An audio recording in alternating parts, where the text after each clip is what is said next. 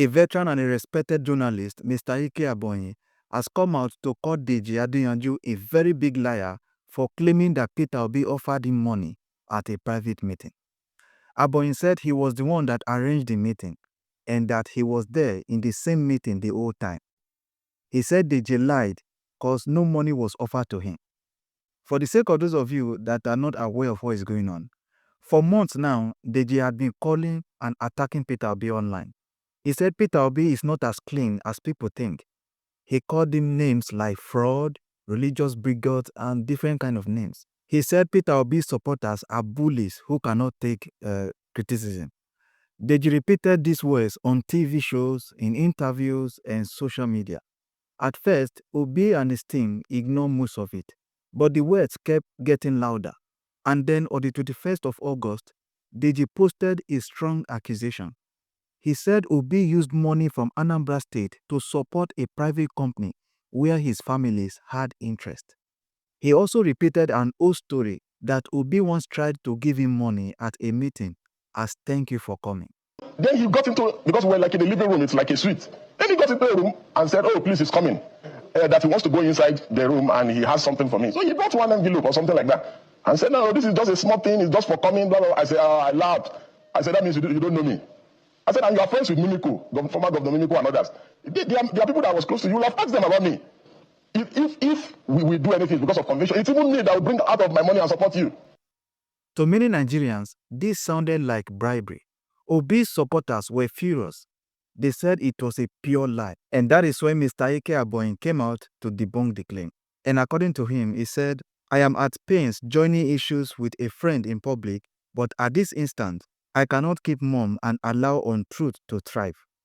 My friend Deji Adeyanju just tweeted that why he stopped supporting the Labour Party, Peter Obi, was when he told him that he invested Anambra State money in his family business.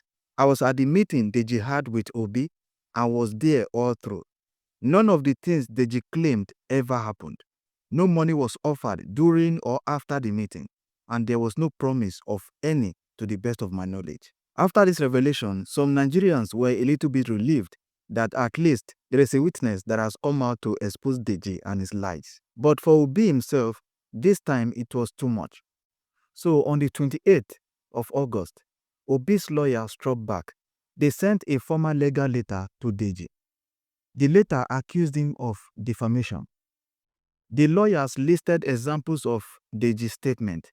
They said those words were fake, damaging, and had already gone viral. They demanded three things. They asked him to delete the post, apologize publicly, retract the statement clearly. They gave Deji 7 days to do it, or else they would take him to court. But instead, Deji came out boldly and said he is ready, that he can't wait to meet Obi in court. He went on Channels Television and repeated his criticism. And there, he said another thing that shocked Nigerians again. He said if the opposition present Obi as a candidate in 2027, he would rather vote for President Tinubu. It was a dramatic statement. It shows how deep his anger for Obi has become. From Obi's side, there was still no personal insult, no social media rant. Instead, his spokesman, Yunusa Tanko, came out to dismiss the bribery story. Tanko said it was false. He said Peter Obi never tried to buy anyone's loyalty with money. According to Tanko, Obi's politics is about ideas, not bribery. While this was happening, Deji himself was also in court. But this time, he was the one suing somebody. He filed a defamation case against an Obi supporter, whose name is Sarah Ibrahim. Sarah had allegedly insulted his family online. So, Deji was suing her at the same time Obi was preparing to sue him. This showed the battle was not just about Peter Obi and Deji. It has spread into their supporters. At the heart of this fight is an old issue, the Anambra brewery investment. During Obi's time as governor of Anambra State invested about 2 billion naira in a brewery in Onitsha. The state took about 10% equity in the company. Supporters say that this was brilliant. They said it brought jobs, boosted industry, and put Anambra on the map. Critics like Deji says it was suspicious. They were asking why invested money in a company linked to Obi's family. Was it really for the people or for private gain? This argument has never stopped, and it is one of the main weapons Deji used in attacking Peter Obi. But let's be clear, this case is not about whether Peter Obi invested in a brewery. That one is already on record. The case is about the words Deji used. Words like fraud, thief, bigot. Obi's lawyer says those are not criticism. They are insults that damage his reputation. That is why they want the court to decide. Peter Obi wants three things from Deji. 1, he wants Deji to delete all the posts. 2, he wants him to make a public apology. And then lastly, he wants him to withdraw all those statements. Deji, on the other hand, says he's ready. He wants the case to go to court. He believes he can defend himself. He says he has the right to criticize politicians. He says Obi cannot run away from public scrutiny. He also said Obi's online supporters are too aggressive and he will not be intimidated. Why did this issue explode in August? Because the timing was tight. On 21st August, Deji made his post. On 28th August, Obi's lawyer replied with a warning letter. By 29th in August, Deji was already on national TV repeating himself. In less than 10 days, the story had gone from Facebook post to headline news. See, I will not blame Peter Obi's team. Remember, the opposition is looking for who can face Tinubu in 2027. Peter Obi remains a strong option. So anything that touches his reputation becomes a national news. That is why this case is very important. It is not small online talk. It is a battle that can affect how Nigerians see Obi before the next election. If this case enters the courtroom, the judge will ask, were Deji's words fact or opinion? Did those words damage Obi's reputation? Did Deji speak with malice or in good faith as criticism? Is there evidence for his claims? Should he be punished for defamation or should his words be protected as free speech? These are the questions the court will have to answer.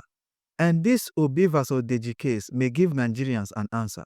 Before August 2025, Deji had been attacking Obi regularly. 21st of August, Deji accused Obi of misusing Anambra money and repeated the bribery story. On 25th August, Deji sued Obi's supporter, Sarah Ibrahim, for defamation. On 28th August, Obi's lawyer gave Deji 7 days to apologize or face court. 28th to 29th August, Deji replied that he cannot wait for court. And on TV, he said he will vote Tinubu over Obi in 2027. Obi's camp denied the bribery story, insisting Obi is clean. Yes, Obi did the brewery investment, that is fact. Deji accused him of fraud and bribery, that is allegation. Obi denied it and asked for apology. Deji refused and said, see you in court. This is where we stand today. A respected politician trying to protect his name and a fearless activist refusing to bend. Both men are ready to face each other before a judge. For Obi, it's about protecting his image as a clean man. For Deji, it is about standing by his words and showing he will not be silent. Between them is the truth. The court will decide, and Nigerians will be watching. But what do you think? Should critics be free to say anything about leaders, no matter how harsh? Or should there be a limit so that lies do not destroy reputations? This is not just Obi's fight.